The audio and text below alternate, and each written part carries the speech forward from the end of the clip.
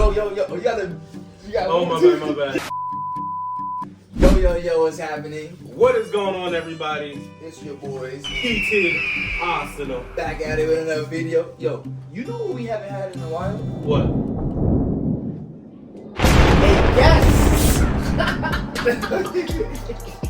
Your boy Leo, you feel me? I go by, a lot of, nicknames. One of my popular ones is AKA Haitian Poppy, you feel me? But, yeah. So, In today's video, we are going to be discussing marriages and divorces. We're going to try to put the lovebirds back together. man, you know what I hate about marriage? Hold on. Intro.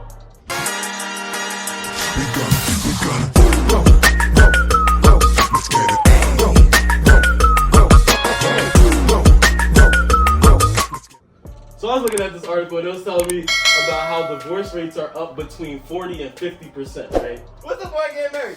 If you get married and divorced and 2 months later, and there's like a 50% chance that happening, what you think about that? Is that what you're gonna say you hate about marriage? What do you think is the cause of all this divorce rates going up and why divorce rates is happening? I feel like everybody's getting married for not the vibe, more of that's the cool thing to do nowadays, right? A lot of people is looking forward to just the decorations, the partying, not really the essence of the marriage. Yeah, I agree. I feel like for a lot of people, it's like a bucket list check off they're trying to get. I believe a lot of people these days are kind of rushing into marriages and not understanding what the true meaning of a marriage is. So what do you think is the biggest, what age group do you think is the reason for divorces happening? You see, I wouldn't even say age group because based on what I just said earlier about people doing it for the trend, the age is not an excuse because I don't know about you guys. I'm Haitian, right? I'm pretty sure we all Haitian. We all Haitian here, right? The name, right? Haitian Poppy. So we all Haitian, right? So listen, we all come from a Haitian household, right? And I don't know about you guys, my parents got married at a young age, and it lasts long. So I don't want to say, is it because of we young or that's the reason why that's happening? That's not really an excuse. It is that, like I said, around that time where they was living at, they know the essence of marriage, you know what I'm saying? So what do you think is the issue with divorce then? What do you think influenced divorce a lot? And who does it hit the most? I think it's the whole, the way the government's really set up and how marriages are set up. A lot of the time people kind of view marriage as benefiting them financially and not understanding the true meaning of marriage. And they kind of put, saving money and, having the joint bank accounts and the whole system of the government. They try to prioritize that into their marriage more than prioritizing the basic fundamentals of marriage. I got a question. What y'all think about joint bank accounts? Yes or no? Good or bad? Should you have a joint bank account with your wife or 90% of y'all money get poured into? Leave your answers in the comment section. So I kind of want to switch this or shift this conversation on the biblical side of things. So do you guys think that the rise in divorce is a lack of commitment to biblical values? Honestly, I think a lot of people go into marriage without God involved, and they're getting divorced. And Christians are going to it with God. Some get divorced too, still, right? I'll say the increase is probably due to the culture, not due to the fact that they don't have God in the marriage. Because before they didn't have God in the marriage. Before, now the culture is pushing this, empowering this or living independently that, or you could do this your way. Feminist. Now, I wouldn't even say it's a feminist movement, but I'll say it's like a do it how you want way. You know what I mean? Do what you want.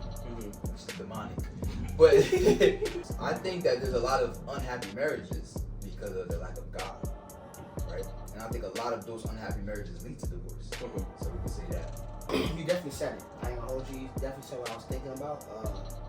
A lot of relationships nowadays, or a lot of marriages, they don't have God in it at all. With that statistic, it's America, right? America driven God out, right? Out of the homes and things like that. There's too many of, what you said earlier? I know you said feminist. You said, Yeah, feminist. or not. I don't want. I mean, You a didn't little say bit, that, though. a little bit of that, but also of independency, right? A lot of people don't understand the structure of a home before you even get to that stage. We know what love is, right? And that's what the Bible teaches us what is love. And once you know that if follow that type of aspect, I feel like that will keep it going. What is love in the Bible?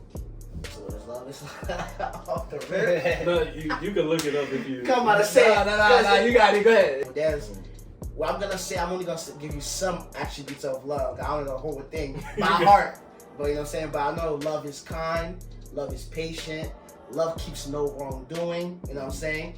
Build on that, right? I forgot the question. What is love? What is love? Biblical love. Yeah, to build on that. There's examples of love in the Bible, right? So if I want to imitate that and to use that to add it to my marriage, right? Future marriage, you know, baby, mom, I almost say baby. Ladies, you Let thinking? me not say that. My future wife, hear me, real quick.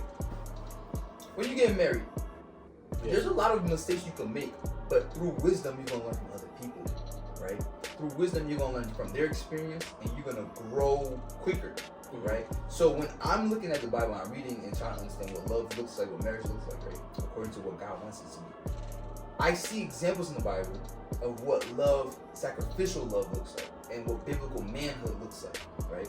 So if I'm moving in the world and I'm like finding my wife, right, and then we're getting married, right? In my mind, I'm already preparing myself, right now, to be that husband that needs to be present in that marriage. The Bible tells us it's like a sacrificial love, right? Jesus on the cross, basically dying for his bride, the church. Even if I don't feel like doing something, if that's what's best for the marriage, if that's what's best for the children and the family, that's what I should do as the husband, as the father, right? Yeah. So I sacrifice my wants and my happiness, right, for what's beneficial for the family. And we see examples of that, like Jesus in the Garden of Gethsemane, right, where he was praying, saying, "By your will, like the Father, right, your will be done." I think a man should go into marriage feeling like I'm ready to sacrifice for my wife and my family. A lot of people don't do that. You believe that one, the demasculation of men, of husbands, and two, the lack of lack of knowledge on the structure of a marriage. Do you believe that that's also plays a part in the downfall? No, it definitely is. I feel like a lot of, I don't know when this started, we should depend on each other, right? It's no one should be like, oh, I'm independent, I do this and that. Alright, but before we continue, we're out of time. Justin, what you think? You think we could keep going? Nah, we're gonna have a part 2 for y'all, so stay tuned. We still got a lot more questions to ask. We still got a lot more things to say about marriages, divorces. You gonna be in the next video? Yes, sir. I'm here to stay. Here to stay. Alright, we gonna get his answer on what he think is the worst thing of marriage. Like, what does he hate about marriage? Because that's how he started the video off. You remember? Alright, until next time. Stay hot.